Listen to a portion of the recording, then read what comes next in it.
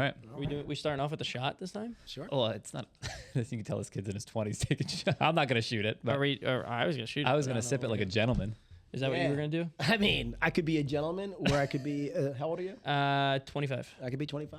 Let's we'll sip it like a gentleman. Then. I adapt. You could do what just like the you do real what you estate need to market calls for. Yes, exactly. Yes, we're adaptive over here. So right. I'll adapt. Darwinism. I'll adapt to be a.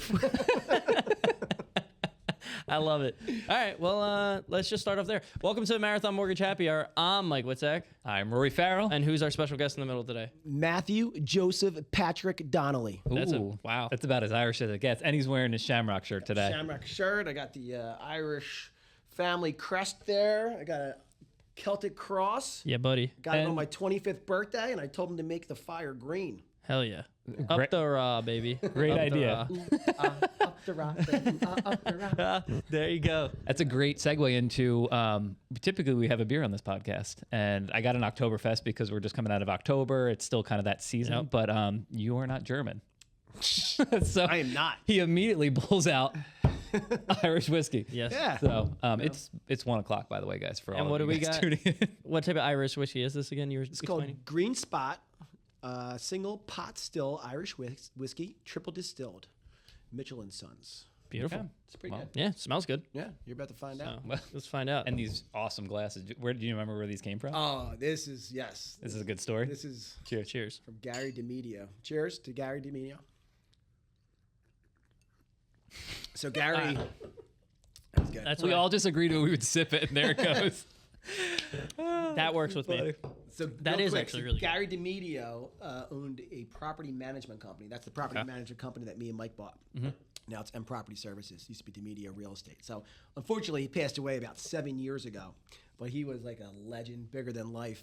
And he had this old school liquor cabinet. And you open it up, it's got like a mirror on there, and it has all these cool old glasses. So we keep them here in memory of Gary DeMedio. All right. There you go. Rest in peace, Gary. Rest And in peace. I will be honest, I'm not a big, Scotch, whiskey, bourbon, none of it. Like I don't drink it much. I like that Yes. actually. Yeah, Oh, it's there very you good. go. Yeah, what'd you think Very about it? I like it. Yeah. Again, I'm not an Irish whiskey guy. I'm more of a bourbon or Scotch for sure. But yeah, it's good, sippable, smooth. Like some for Shottable. me, shottable. Yeah, if you're an animal. baby. You did say you were adaptable. So An adaptable animal. There you go.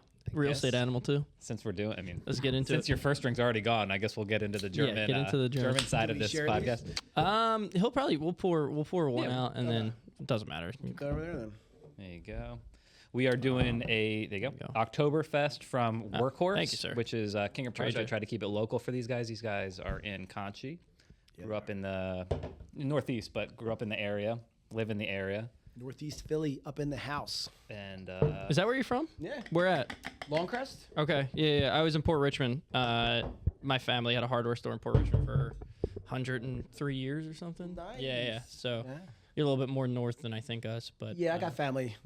Port Richmond. Yeah, for sure. Italian. Port Richmond was all Italian and Polish back then. Oh, yeah. Irish was like a little bit more. Depending on what corner you were on. Yeah, for sure. But yeah, let's get into it. I guess you want to try the beer now too? yeah, cheers. Do that. Cheers. Got to keep it local. They these guys have been around for a couple years now. Cheers. Bang. Great space, giant space. Always have beers that are to go. You can probably find a lot of it in your grocery stores, distributors. That's good. Yeah, you like that. And then they always have. I think they have like an on-site food truck there. So I mean, it's a great space, especially if you're doing like bigger events. It's a big space. So you've been to Workhorse? Mm-hmm. Yeah, of we've course. been there. Yeah, good spot. It's awesome. So yeah, I guess let's get into the podcast now that we're done with the alcohol portion. We'll be continue sipping- with the alcohol yeah, portion. we'll continue with it, but we won't be talking about it. I guess let's get into you. How'd you get, come from Northeast Philly and then now in Conchi area? How'd you get started in real estate? How'd that all start? So, grew up in Northeast Philly, relatively good-sized family. So I got 3 sisters and a brother. Damn. So 5 in total. Yeah, 5 in total. Graduated LaSalle College in Yep. about 4 years with a degree in information technology. You say in about 4 years? About 4 years. I don't know I anything graduated about computers. in about 4 years too. But I didn't want to switch majors. But I actually started a landscaping company freshman year of college. Okay. So when I graduated in 4 years, I had like 300 clients. Wow. Yeah. So I was like, well, I'm just going to continue to do this. Yeah, for sure. I had my college buddies working for me. they couldn't get jobs with degrees either. Wait, so during college, you already started this? Already started. And how did you develop that many clients while also going to school? Just when you're out there, people see you and talk to them. Yep, cut your lawn, I'll cut your lawn, do this. Damn, yeah. It was all organic. That's crazy, yeah. Yeah. Pre-social media. Pre-social media. Yeah, I wish I had social media in college. It would have been way easier to hook up with chicks. Like social media came out like not where Mike thought the year after I graduated is when Facebook came out. It's like, damn it. Mike's like, oh, I thought I would grow my business. I'm thinking like, cause I had a small lawn care business, nowhere near 300, but I might have had 10 clients or 10 lawns I mowed, and it grew the same way, just like through word. And you're like about to say social media, I'm like, yeah, you know what? I should have started a social media company to grow my lawn care business. No, I had social media to talk to women. That was a totally different thing. I definitely had access to that. Good for you though. Yeah, thank you. Good for you. Yeah. It was cool. Yeah. So anyway, so it was like 2 years after I graduated. One of my buddies just got his license. Okay. And his uncle sold his place, and he hired him. And it was $1 million place, it was a commercial place. He got 3% commission, made 30 grand off it. He was like, dude, Donnelly, he's like, you should get your real estate license. He's like, if I just made 30 grand, like you would do way better at this. It was like, get your real estate license. And he just knew that because of your personality. Yeah, and yeah, exactly. So I was like, all right. So, the off season and much to do. There wasn't many lawns to be cut. No. I was also bartending. But anyway, so that's a great story too. I want to hear that because you still have deep roots to that place. Oh, yeah. So we'll get into that. Billy Murphy's Irish Saloonary, 3333 Conrad Street, located on the corner of Indian Queen and Conrad in East Falls. Huh? Look at that. East Falls. That's up my neck of the woods, too. It's not too far away from where I live now, yeah. Best spot ever. Interesting. Huh. Look at that. They won Best Burger in Philly a couple times. I'll have to go check it out. Yeah. Get yourself a turf burger. All right. That sounds like me and you should go there for lunch. Yeah, All right. actually, yeah. Not bad. Put it down. Put it down. Calendar. Write that down. Yeah. All right, sorry, I didn't mean to interrupt, but that's I think another cool part of your story and how you got to here and how it developed your personality. And Yeah, awesome. Yeah, so anyway, so I got my license just because my buddy told me to do it, and he made $30,000, and I thought, yeah, I'll make $30,000 a deal. Sign me up. Doesn't really work that way. it's that easy. Yeah. So anyway, I was doing the landscaping business, I was bartending, and then I got my real estate license. Okay. So I did a couple of real estate deals. And I was really trying to push more for the real estate stuff, but you can tell when having conversations with people like, oh, you're my landscaper. I saw you, they kind of see me as like a guy cutting their lawn, not a guy that's going to sell their house, even though I did get some business from that. Mm-hmm.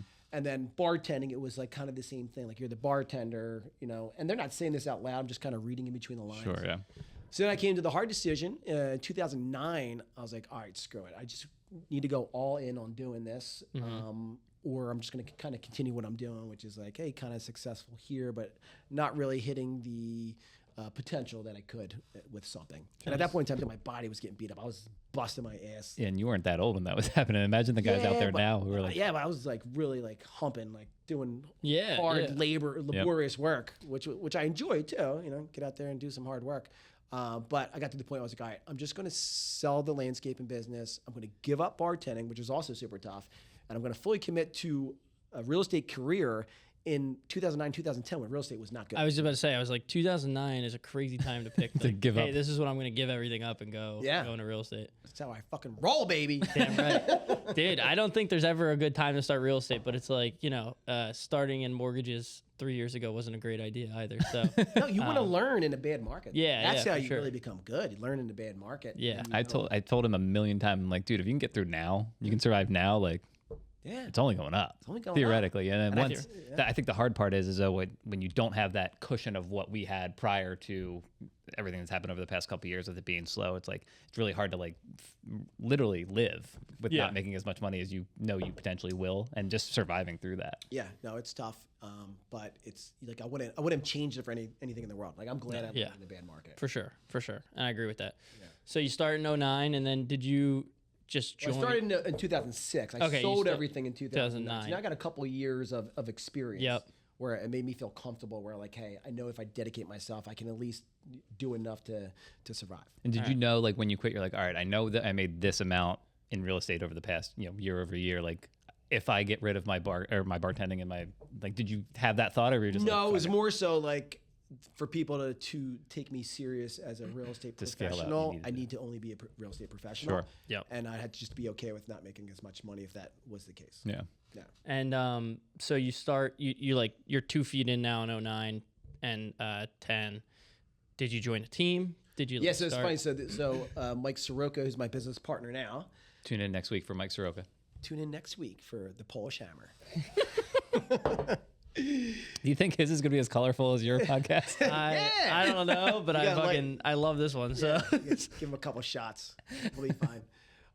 So anyway, so he had a business partner at that point in time. And so I started off with Century 21 Alliance, and then I switched over in 2008 to Coldwell Banker Preferred. Okay. It was right in Conshohocken.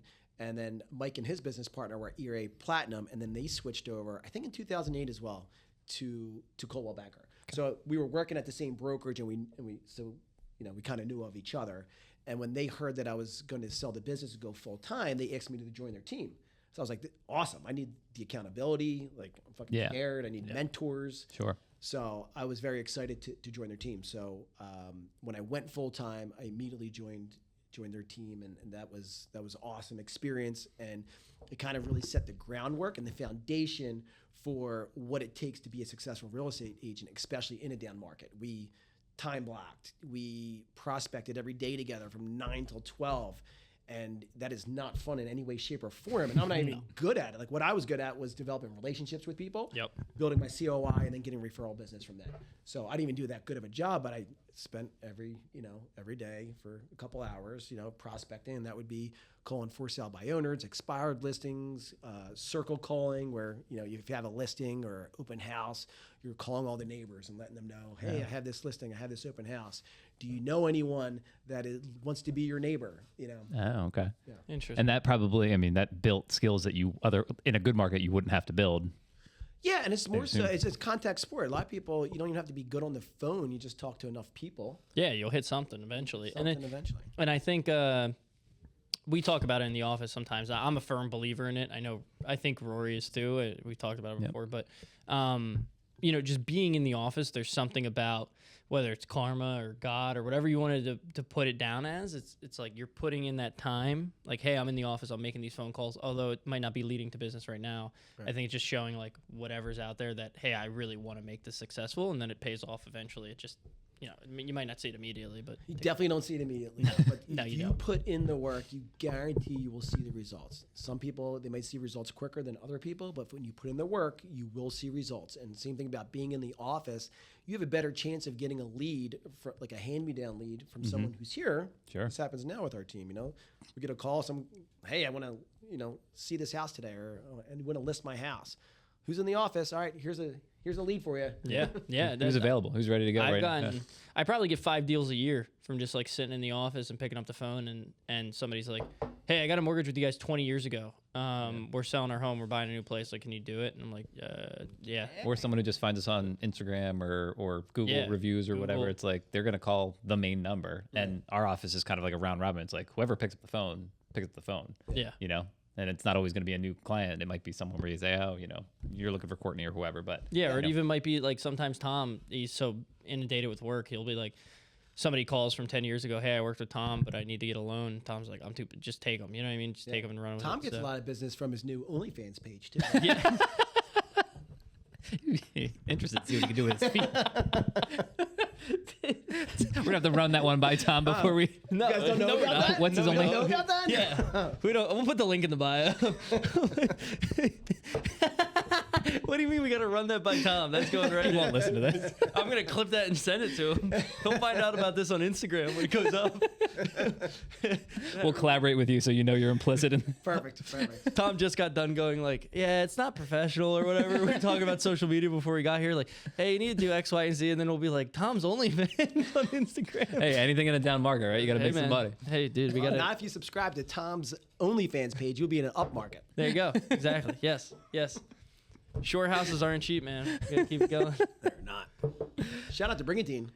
Wouldn't I just said it would be a nice weekend to be in Brigantine right now, or a nice day. The whole fall, like I haven't gone down there at all, and the whole fall has been so nice. We've been down a bunch. Summer-like days. We should plan next year. They do the Eagle, like one random Eagle game on the beach, and we're on 37th, and they did it on 38th. It's like it was awesome. Yeah, we have done it. It's awesome. We were gonna go to the first one, but they canceled it. Was it the rainy weekend or something? Or? No, it was like I think it actually ended up raining, but it was something to do with the moon and the waves, and there wasn't gonna be enough beach. Yep, that's fair. Where are you at, Berg? So we're on the south side in Brigantine. Okay. You come over the bridge, Make a right at that first light. Yep. Left-hand side will be St. George's Pub, which used Oh, to be open 24/7. It used to be open 24. Believe me, we used to call it the St. George's Mile because it's a mile. It's exactly a mile away from my friend's house. She lives on the north side of the island. Oh, really? And we would get hammered and then walk back there. That was called the St. George's Mile. And they have the St. George's, what is it called, like the minivan or something? where- Yeah, that now they shuttle you Yeah, places. shuttle Yeah, you yeah. places, yeah. It's pretty cool. I think I haven't been there in years. I think I was there to pick up package good, like pick up a 6-pack or something like that. It's No, a great, man. great spot. It's great. They have live music now. It's a blast to go there and Really? hang out. Yeah, it's fun like to a go there. cool dive bar. But I come on the island, I make the right at the gas station, like the Dunkin' there, and I go back. Are you back like by the cul-de-sac there? Or are you... Yeah, so right where St. George is, it was right where the first stop sign is. You make a right there. That would be take you to the drive-on beach. Yep. Lagoon Boulevard. Yep. So before you get to the drive-on beach, like maybe a little less than a half a mile, I'm on a community to the left-hand side. Awesome. Yeah. Yeah. That's why I've been going to Brigantine for probably since I met Aaron, so 10, 11 years now probably. So I love that place so much. it. Love So it. Little it's hidden the gem. Best family decision I ever made in my life, Yep. and it was completely happenstance. So we represent my buddy who owns Billy Murphy's Irish Sloonery. So he's like, "Yo, I want to buy a place in Brigantine. And you're like, what? Can you help Where? me?" No, so I already knew down You there. knew it? Yeah, Yeah. yeah. So I was like, "Yeah, definitely can help you down there." So he ends up buying a place, and later that, just say he bought it in the summer. It's that winter time, and he's like, "Hey, the Price is Right's coming to Atlantic City. See if you can get a babysitter. You and Kristen come down. We'll go to the Price is Right, and then we'll have a good night out, and then we'll crash at my house." I'm like, "Yeah, absolutely." So I get my father-in-law, Papa Squigs. Shout out to Papa Squigs to watch the kids. Our kids are like 2 and 3 or 1 and 2. They're only 14 months apart. Irish, Irish twins, they call those. Irish twins. Yep. So we have a freaking blast. We stay at my buddy's house, call the next morning, check in on Papa Squigs. Hey, we're going to be leaving shortly to come home. He's like, "I got the kids. Stay down for one more night." We're like, "All right. We'll Yeah. stay down for one more night." So I asked my buddy Mike, he's like, "Yeah, you guys can stay down." I'm like, awesome. So now me and Kristen, just completely unplanned day down there. Which is like Yeah, so go for gold when you have 2 young kids under 3. Exactly. Like, Or yeah, 2, sign me up. So we're just walking on the beach, and we normally rent a place in Wildwood for like 2 weeks, and Oh, wow. really feel like you need like the 2 full weeks. When you got 1 week, you're trying to do something every single day while you're down there. Yep. So I was like, it's cheaper down here. Maybe we can get a place for like a whole month, or maybe even the whole summer. Yeah. Who knows? We have a That's it. place forever now. So my buddy, he's a big realtor down there. Shout out to Tommy LaPera. Another wild boy. Yeah, he's a wild man. So I called Tommy. I'm like, "Yo, we're at Murphy's place. How much to rent a place down here for the whole summer?" He's like, "I'm 2 blocks away. I'll be right over." I'm like, "All right." He comes over. He's like, "Fuck that." He's like, "I got That's a place- exactly what he would say. I got a place on a beach block for only $300,000. I was like, $300,000 on a beach block? I was like, I ain't trying to buy a house, but we have nothing to do, so let's go check out this Go house. look at it. Yeah. Yeah. So we go, we check it out, and I was like, if we did buy a place, the kids are young, they'd rather be in a, we always get a place that has a pool, because they spend more time in the pool than do on the beach. And this place was a little boxy, so I was like, we have a big family, so I need, a little bit easier entertainment. Those places were like a dime a dozen, even 4 years ago. Yeah. Those little boxy like cottage like Yeah. bungalows for Still a great 300,000. spot on the beach block. It was awesome. Yeah. It was like, We we almost- weren't even trying to buy a house. So. In hindsight, well, I looked at like 5 of them right before the pandemic. I'm like, I should have bought all 5. They're worth 700,000 now. Yeah. I'm like sick to my stomach that it's happening now because I'm like, fuck, all I've ever thought about was buying a place here. And like now me and my girlfriend have talked about it, and I was like, would you ever want to buy a beach house? And she's like, yeah, we should buy one in Brigantine. I'm like, yeah, good luck. Good luck. I'm like, yeah, who's paying for that shit? Yep. Because it's not me. But yeah, like, I mean, pre-pandemic, holy shit. Crazy, dude. yeah. Brigantine was like a gold mine. You could Yeah. just go there. You like is that what you ended up buying, that place? No. So he was like, I literally have another place that is not, I'm about to get a listing contract signed on that backs up to the pool. He's like, let me see if I can get you in. I was like, all right. I got nothing else to do. Yeah. What year was this? Sorry. So this is 2017. All right. Cool. 2017. So we go there. That's the place we ended up buying. Literally, it's in the Moorings townhome community. Backs up to a pool.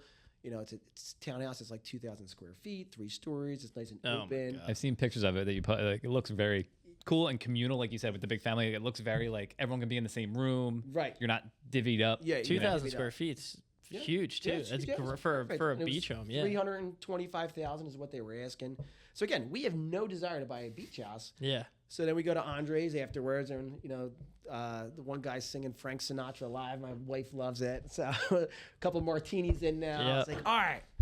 So I get the commission on it. That's like 10 grand. Let's see if we can get a $10,000 seller assist. It's a secondary property, so we only have to put down 10%. 10% back there. Yeah. So I was like, 20 grand out of pocket to get a beach house. I was like, if we rent a house for the whole summer, we're probably like closer into that range. Oh yeah. It's like, let's fucking And do then it. all of a sudden it turns into, There you go. And you now- know, a rental property Yeah. if you need it to. So yeah, so then the There's mindset is there's if a backup. Yeah. So all right, what's the monthly mortgage payment? So let's say we're around $2,000 a month all in. Yep. So guys, the kids are in daycare. It's a little bit more than $2,000 a month, and so we know we can afford that right now. Can we afford an additional $2,000? Can we get through this period of time while they're in daycare another 2-3 years? If we have to rent it out, Atlantic City's right there. They do.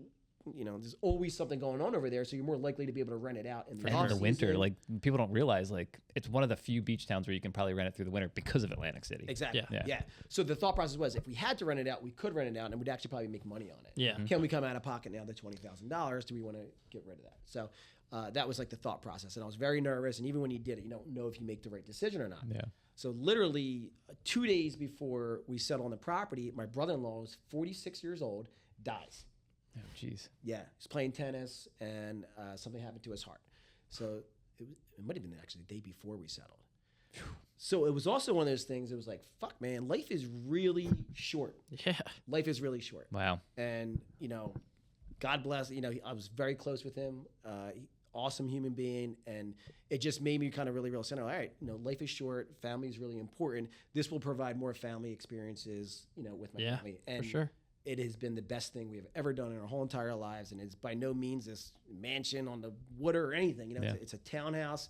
But what it ended up happening was, unbeknownst to us, is like all these other families started buying after us that are all within that community, and they're like our age, their kids are the same age. So now you look outside, there's 20 freaking kids running around. The parents are all hanging out to each other. Like, It's a great, it's blast. awesome. Now we just had our 7th or 8th summer down there, and that's awesome. couldn't imagine life without it. And you do a good, like you go down there for extended period of times too in the summer, right? Like Yeah, you, so you we like took off. So pretty much the whole month of August. That's the We move. go down there. Yeah. As you know, real estate's typically dead because a lot of people are on. Yeah, getting back to school or Yeah. you know, going on vacation, doing that stuff. Yeah, it's like I still think about it to this day. You know, honestly, if I could ever afford to do it, I would do it for Brigantine. But that's like the only place. I grew up going to Ventnor. My aunt has had a house in Ventnor since I was like 10 years old or so. So I grew up going there with my aunt's family and doing that whole thing. And when I start going to Brigantine, it's just a totally, although it's only 15-minute drive from each other, it's Completely a different. totally Yeah. different atmosphere. It's so different. It's amazing. So, yeah, you know. But maybe one day when I'm rich like you guys, I'll be able to get a place there. or you or know- just get lucky with buying at the right time. Yeah. It is A lot of, it is lot of interesting. different meanings of being rich. And Yep. wealthy, right? Oh, for sure. That's a perfect way to say it too, because like you said, one of the main things that you're benefiting from is not the rental money that you're getting from it, whatever. It's like, do you It's get the time with your family? experiences, Do you get time with your kids? Yeah. Do you get time with, you know, it gives you a place to say, hey, come down for the weekend with someone you may or may not Yeah, see that it's often. so tough to put a value on. And honestly, Yeah. I think, you know, thank God, and I'm very blessed to say that, like, one of my best friends who I would consider, you know, if there's two non-biological people I consider my brother, one of them lives in Brigantine, you know? Yeah. Oh, Full time too. He yeah, lives there, full time. so- Like, his family moved down there. His dad's Little bit. a surgeon. Okay. All right, here we go. Here we go. We're here. Thank you, Matthew. So just real quick, we take a break here. We're gonna do a cheers to Stefan. My brother-in-law passed away. Cheers. yeah, I brother. think that's fair. Cheers. Cheers. There we go. Cheers. Are we doing this? All right, we're doing that. I can't. I'll puke on camera. And to Brigantine. And to Brigantine, yes. How are we doing on time? We're doing great. No, We got it. We'll reset in like 2 minutes. All right, cool. Unless you just want to reset now while we're here. Well, yeah, we got the break, right? Yeah, we'll do it. If we don't time in. All right, here we are. When Anyway. the teacher has a desk and no one made a mess. What's that? Right? That's that's- Saved by the Bell. Saved by the Bell. That's past or pre his time. That's pre me, You don't brother. watch Saved by the Bell? Nah, I mean, I know Saved by the Bell. I know it was a show, but I've never watched it. I don't know anything about it. So good. Crazy. Yeah, there you go. Was Seth we're old, Rogen man. in that? Seth Rogen. No. Again. No. Who was in that I can? Mario Lopez. Slater. Zach. Zach Morris. Mark Paul Gosselaar. Mark Paul Goss. Who's the hot chick? Who's Kelly? Oh, Amber Amber Thiessen? Tiffany Amber Thiessen? Tiffany Amber Thiessen. Nah, I don't. Ever seen none of those. Showgirls? Oh, yeah. Lark Voorhees, Dustin Diamond. Yeah, that's really cool, guys. Yeah, keep doing this. Yeah, this is fun. You should go, if anything that you take away from this is go watch Showgirl. Yeah. All right. Oh, I was gonna say Saved by the Bell, but okay. I'll go watch Showgirl.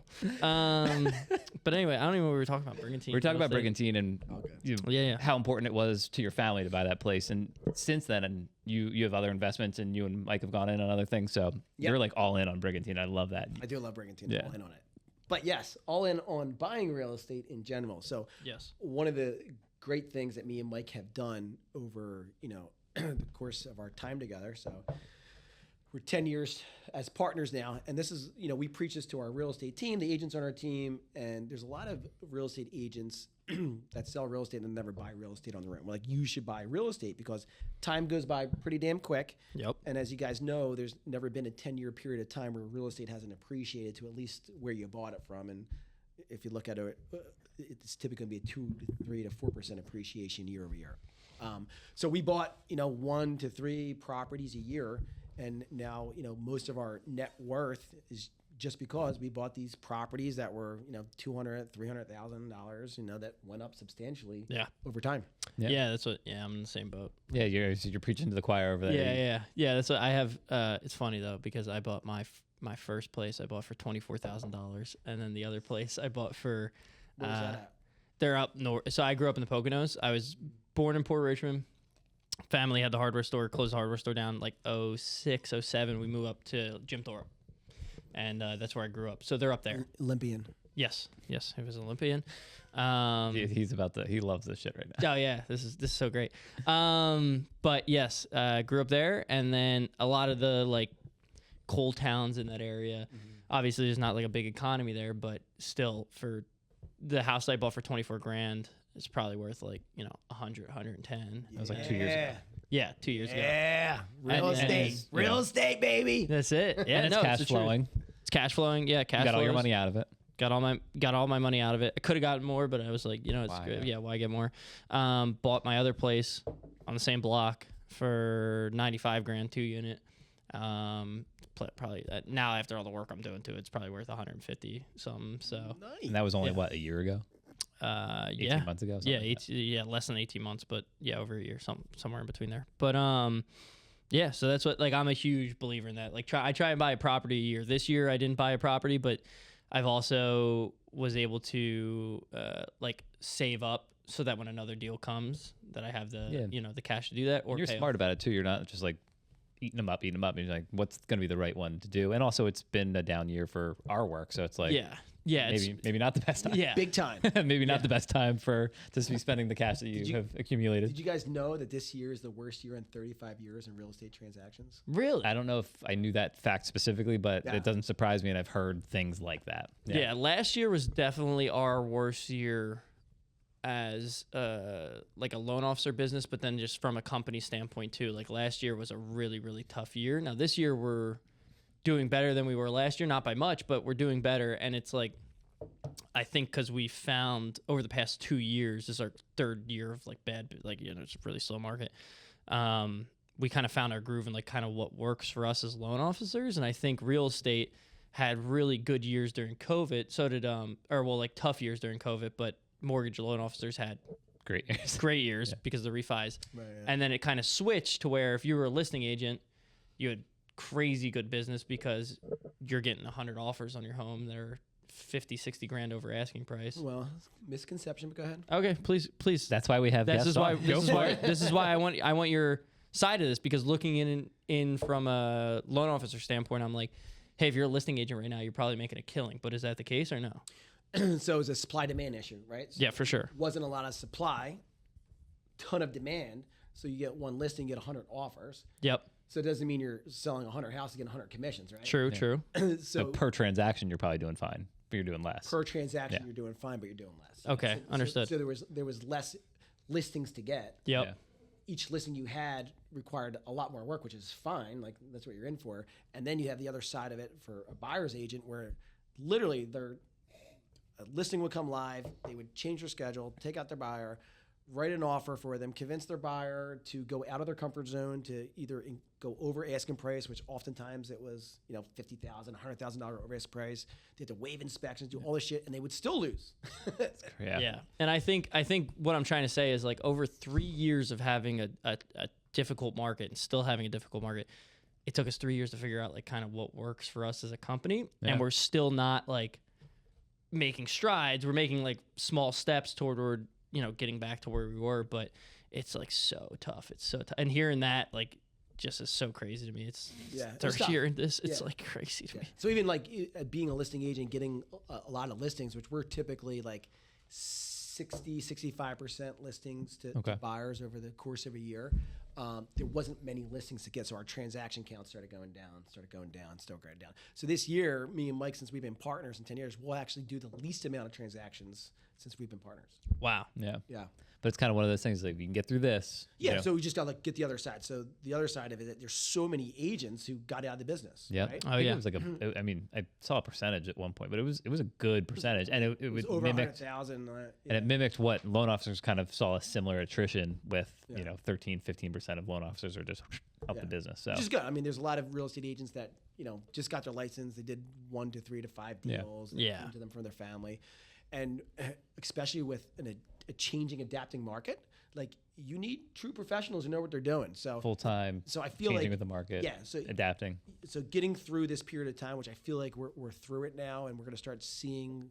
We're going to start seeing all of our hard work stay there. It's going to come together in 2025, where all of a sudden we'll skyrocket back up. Mike and I had the benefit of a little bit more experience prior to when shit hit the fan here. So, and I feel like, I mean, maybe I'm being a little presumptuous, but like, I feel like I was like a couple years or steps ahead of you, and I was able to help you kind of like stay focused. But one of the things that we collectively decided on is like, all right, we're slow. What can we do now to benefit us when it does pick up? And I mean, we're sitting here doing this, and it's hard to figure out, like, nominally, like, how does this benefit us? It's not like, oh, I got a deal from the podcast today, but I'm sitting in front of you. I'm sitting in front of a ton of realtors that otherwise I wouldn't be.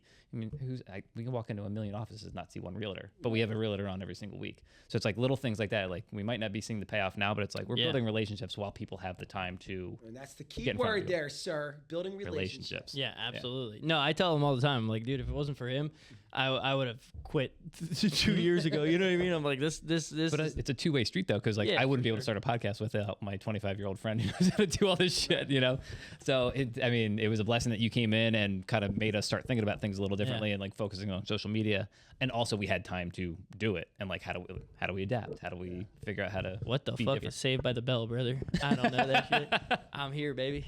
Hey, when we're slow this week, I'll put on a marathon. You guys show when Zach and Slater fight each other. Oh, that's a good one. I'll put it on the third monitor now. I have a third monitor at my desk. The other episode that's killer is when Jesse gets addicted to the speed. Oh, speed yeah. pills. Whew, man. Showgirls, Jesse Showgirls. Okay. Yeah. Right. Tearjerker on that one. All right. Really hit me right here. Right there. Tough. Damn. Crazy. I'd say he's more of a Screech than anything if I had to give. Yeah, You're definitely a Zach Morris. Yeah. I'm a Belding. God damn it. You want to know what my first entrepreneurial business was? Can we guess? Mm-hmm. Cutco. Nope. Like, it was your own thing? Or did you was it like a Own pyramid thing. scheme? Own thing? No pyramid scheme involved. You're definitely like reselling. No, that's your that's your generation. That's of people. my gen. Yeah. All right, yeah. This is the first one. So you remember, I started a business freshman year of college. This is before college. Before college, so you're in high school. Mm-hmm. You selling candy to people? I don't know. What are you doing? Drugs. Close. Have you heard of MDMA? Yeah. So my brother was 21. Okay. Here we go. Selling Statute of limitations on this crime you're about to commit. We're well past the statute of limitations for him. Good. So I used to work at a cheesesteak spot in high school called Fresco Steaks. Okay. Fresco Steaks. Still around? Were really great. They're not. All right. But they did win Best of Philly in 1997 or 98. Yeah. So I worked there 96. He wasn't born. 96 to 2000 was when I worked there. Anyway, so I'd be working at Fresco Steaks and I'd make enough money to give to my brother to go buy a keg of beer. Yep. So I would put up the money, get my brother to buy the keg of beer. We'd drop it off back to railroad tracks. And then my other buddy would run the keg. And then we would split the profits 50-50. So I'd be working at Fresco's, the late night shift. He would come in with a bunch of cash, Pay you out. pay me out, Yeah, splitting it. So I was like, you know what? That's my first entrepreneur business. Hold on. You said you dropped it in the woods, or There was always a spot, yeah. all right. Yeah. How would people know? Like, how did you market yourself? What's Oh, everything was word by mouth Yeah. then. There was no. Yeah. Yeah, it was all. Yeah, word by there's mouth. nothing. so someone just heard there was a keg out here, and then your buddy There wasn't many other keg parties going on. So your buddy was like, we had a cornered market. You would be I'm standing not- by the keg, or Yeah, they'd come in, $5 a cup. and then where would they would just hang out in the woods? Yeah, we hang out in the woods till the cops came, and then if they came, depending on what section they came from. So we were on like had the escape plans. borderline of Philly and Cheltenham. Yep. So the Philly cops came, we ran through Cheltenham. The Cheltenham came, so we Yep, flew ran into for Philly. Philly. Yeah. Yep. No, I'm not past the statute of limitations on mine, so I'll tell you off air. But Well, that whole corridor right there, the Cheltenham, Philly area. When we were in high school, we would drive down in my parents' minivan and just stop and get a homeless person to buy us a case of 40s. Yeah. And you'd buy him a couple, he'd buy you a couple. Yeah. Sometimes he wouldn't come back with your money, but like that area in our time, like our time frame of growing up. I'm a little younger than you, I believe, but that was like the area where you're like, we're gonna make some bad decisions out Like, here. literally, like I would go to the beer distributor in high school, and they wouldn't card me. Like they would just sell you beer. that rules. Yeah, it's That great. rules. Yeah. It's a different time period, kids. Yeah. Yeah. And hopefully my kids aren't. Yeah, say how old are your kids? a couple Seven, years out from nine, that. I remember one time. I don't know. I'm not gonna tell this on air. I would do that But- off. yeah, I'll do it Hold on, off hold air. on. Go ahead. I'll do it off air. You definitely can't hear that. Shit. But I don't know. Is there anything else you? Yeah, I mean, one of the reasons why we've been working together for almost a decade at this point. Why we haven't had you on by now. But anyway, sorry about that. Something happened to you guys in your business recently. I wanted to talk to you about it. Oh, Want to yes. get into that quickly? And Yeah, absolutely. So, so we've been at the, when me and Mike became partners together, we were at one brokerage. We switched over to another brokerage, which was a very big decision and very tough to do.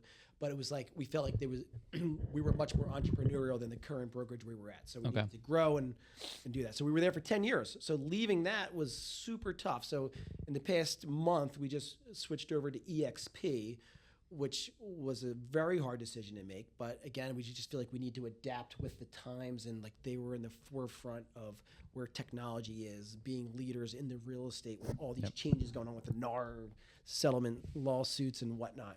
So that's been a huge change. It's been a really big win because obviously you're very apprehensive. You don't know if it's going to work out when you make a change like that. Yeah. We just got back from their big convention that they do Miami, each year. right? Miami, yeah. Oh shit. That's EXP nice. Con in Miami. was it you and Mike? Just me and Mike from the team went, but literally we got to meet, the leadership team, the growth team. I was in the top agent masterminds, so I got a lot of one-on-one time with different people in the company, and any apprehensions or anything that we had is completely gone. Like this is the place It to had be. to feel good, yeah. And I feel like over the next 2-3 years, like everyone's going to end up coming over to this company. So I see a lot of migration to a couple companies, but EXP being one of them. Why did you? I'm sure you didn't just randomly guess EXP. No. Like, why did you choose EXP over other ones? Yeah. So certainly the technology end was huge. Their first nationwide independent cloud brokerage. So that's huge. Now you have the other cloud brokerage, but they're always going to be trying to kind of catch up to where they are. So their technology is at the forefront. Their leadership, as far as what's been going on with the NAR settlement lawsuits, the changes that they made specifically within their own forms have been huge. They reduced the amount of pages there are in certain paperwork. Okay. You normally use a PAR form, Pennsylvania Association of Realtors form, and they're making it easier to understand, and they're making certain stands where it's like, this is what the lawsuit's about, so this is what we need to do. Where there's other brokerages that they're still not doing that yet because they're not forced to do it.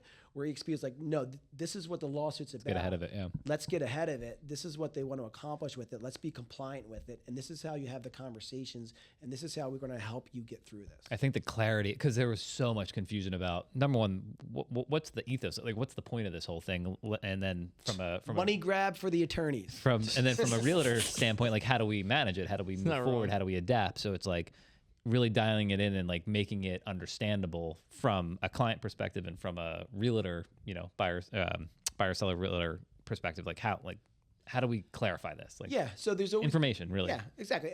And so as a real estate agent, you're always supposed to get a buyer agency contract signed. Yep. If you want to work with a buyer, hey, buyer, if you want to work with me, we're going to have a contract signed. This is what I get paid for commission. And typically the seller's always going to pay that. If they didn't, you're going to be responsible for this amount or whatever the difference is. But there was no really reinforcement about it before. So now there is. You're not allowed to show a house unless you have a buyer agency contract signed and you already have your commission negotiated with the buyer prior to going in, which is big. And it's the way that it should be. So oftentimes you get like internet leads and they're just trying to see a house. They don't want to sign Wasting paperwork. time. Like, Yeah. no, like just show me the house. dickhead. Pretty much what they're saying. Oh, is it true? And your value proposition is down here as a buyer's agent, even though you're trying to show them they don't care. Yeah. They're not allowed to see a house now unless they have a buyer agency contract signed. So now there's going to be more of a true professional, just like you're going on a listing appointment. The buyer consultation is going to be very important. And you're still going to have probably agents that are going to do it anyway, but technically they're not allowed to. Yeah. And they could get fined for it. Interesting. I think it's a good thing in a way. Like, hey, Very look, good. It levels up everyone's expertise and professionalism. Yeah, for You just sure. need it. Yeah, For sure. And I mean, it's good for the buyers too, because it forces them to think about who they're going to be working Force them with. to say, oh yeah, let me actually listen to what goes through when I want to buy a house and have a true conversation. yeah, not even like who I'm going to work with, but like, hey, I'm not just going to be able to like dick this guy around. You know what I mean? Like, I'm not going to be able just to sit here and talk to him and be like, show me 3 houses that I don't intend to buy. Like, if I called and I was wishy-washy about it and they're like, you're going to have to sign this paper saying, hey, you're going to pay me if we buy a house, I'm going to go, yeah, I really don't know if I want to sign that paper yet. Like, I'm going to wait, and it's going to save you a ton of time, and it's going to save them a ton of time because, like, I'm not showing you 3 houses, and you're not putting an offer in on anything, you know? Well, and a big part of that is the mortgage process, right? Like, oftentimes the people aren't even qualified to buy a house. Yeah. So, like, all right, before we even go to see a house, you need to talk to Rory, and we need to go through the buyer consultation process, and they're going to pre-qualify you. They're going to let you know, what is the best, mortgage product for you based upon your scenario. Yep. Yeah. Absolutely. Yeah, I think a lot of people don't even have any idea about that. They're like, oh, this house, I want to see it for 4. I literally had one today, and he was like, I want to look at this place. It's like $399, but they're offering, there was this other like parcel thing that they wanted for $425, and I was like, dude, you're $250 tops. Yeah. Yeah. Like, How much? so, and they don't know. They don't know what a monthly mortgage payment is. And Yeah. I told him what the monthly mortgage payment would be on that property. He's like, that's more than I take home. I'm like, well, that's why I don't qualify. You know what I mean? Like, yeah, like that's why we do that. There's a order of events here. Yeah, exactly. Yeah. The order of operations. Yeah. For sure. My dear Aunt Sally. Yes. Yeah. My dear Aunt Sally.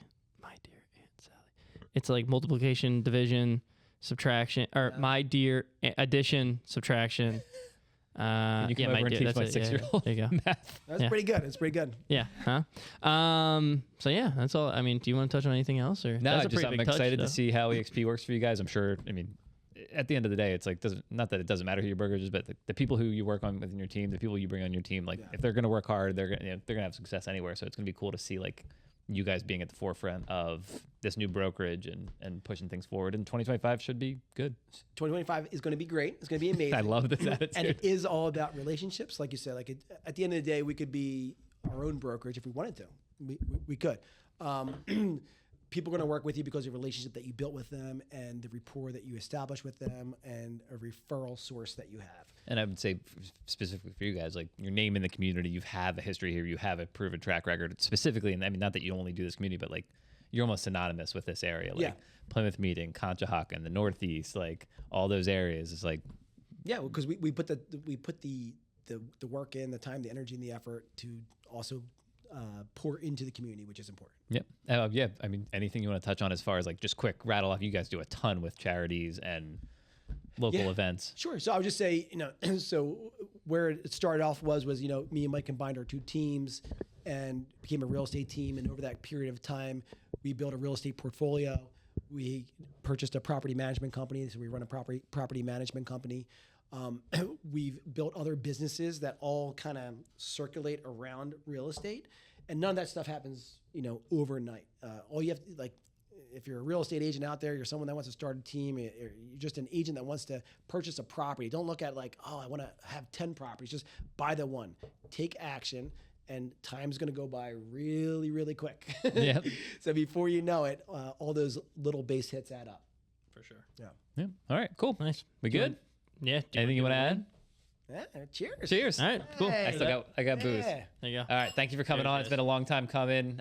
You're more than welcome to come back anytime. That was fun. Yeah, absolutely. That was awesome. That ruled. All right. One more time. Matt Donnelly, Home Experts for You. .com. Instagram. At Matt Donnelly RE. Cool. Yep. And what about the Home Experts for You? HomeExpertsForYou.com. At Home Experts for You.